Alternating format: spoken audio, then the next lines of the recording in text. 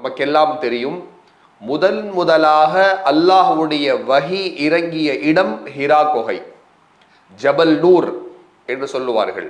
இந்த ஜபல் நூர், நூர் மலையில் அமைந்திருக்கக்கூடிய ஹிரா குகையில்தான் முதலாக அல்லாஹ்வுடைய வஹி இந்த பூமிக்கு இறங்கியதாக நாம் பார்க்கின்றோம்.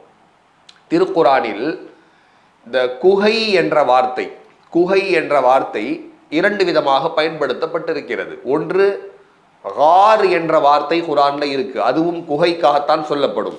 இன்னொன்று, கஹஃப் என்ற ஒரு ஃபேமஸான ஒரு வார்த்தை, அந்த கஹஃப் என்ற வார்த்தையும் கூட குகைக்காகத்தான் சொல்லப்படுகிறது. இந்த காருக்கும் கஹஃபுக்கும் உள்ள வித்தியாசம் என்னன்னு சொன்னா, கார் என்று சொன்னால் அந்த குகைக்குள் ஒரு 2 பேர் தான் உள்ள போக முடியும். 3 பேர் போனா ரொம்ப டைட் ஆயிரும் அந்த குகை.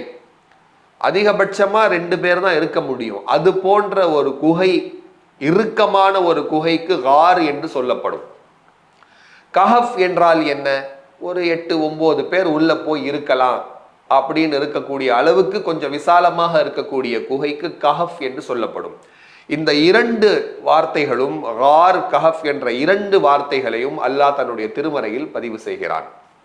அப்போ குரான் முதலாக இறங்கியது ஒரு கார்ல, ஹிரா குகையில்தான் அல்லாஹ்வுடைய வஹி முதலாக இறங்குகிறது.